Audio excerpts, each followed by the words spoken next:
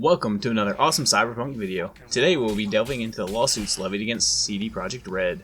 As you all are well aware, CyberPunk 2077 had a rough launch and are accused of lying about what systems could handle their game. There was a big uproar following their 8 years of hype when the game didn't quite live up to it. After The Witcher 3, one would assume they would have learned from their mistakes and launched a more polished project, similar to the state of the final DLC of The Witcher 3. But that just wasn't the case. They released an unfinished game that let a lot of fans down.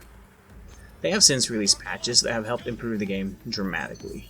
Now CD Projekt Red is not the only company to release unfinished games that do not live up to promises, but you do not really hear about them because they were not as hyped up.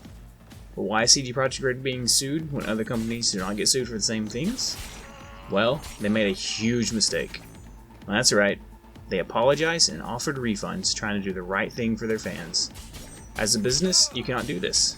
Offering refunds and saying, "we are sorry," sends out a message of wrongdoing and admits guilt. Lawyers will jump at the bits to sink their teeth in when they see an apology for this reason. As of right now, there are 2 law firms suing CD Projekt Red.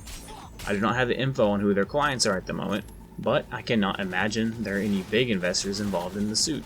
Why, might you ask? Well, it's simple. An investor invests money into a company hedging bets that the company will be successful. It is not in their best interest to sue a company they invested in just a couple of weeks after launch, especially when the game sold over 13 million copies so far and seems that after February they will sell even more copies, netting a nice profit. An investor involved in a lawsuit against CD Projekt Red at this point will have a hard time finding companies willing to let them invest down the road. CyberPunk also has a nice DLC lineup for years to come, and when multiplayer is implemented, a ton more players will buy the game. So no real investor will be looking to sue at this point. I do not know CD Projekt Red's country's laws, and if they are subject to US law or not, there may very well be grounds for a lawsuit against them. The class action suit reads as follows. CyberPunk 2077 was virtually unplayable on the current generation Xbox or PlayStation systems due to an enormous number of bugs. 2.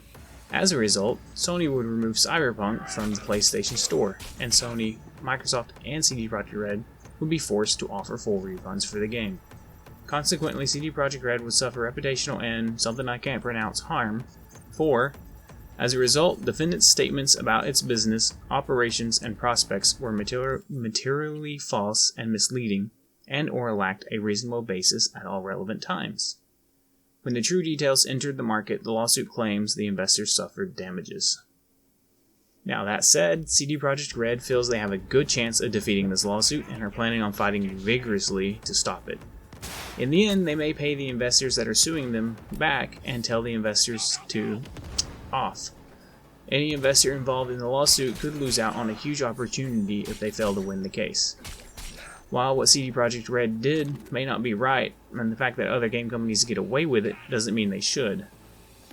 When games had no abilities to be updated, patched, or fixed, game developers had to release as bug-free as possible games that were guaranteed to work. Look at Square Enix. How many of their games need a lot of fixes to be what they said it would be on launch? Let me know in the comments below if you think game companies should be held to the old higher standards from Nintendo and PS1 days, or if you're okay with buggy launches that get fixed later. Thank you for watching. Have an awesome day.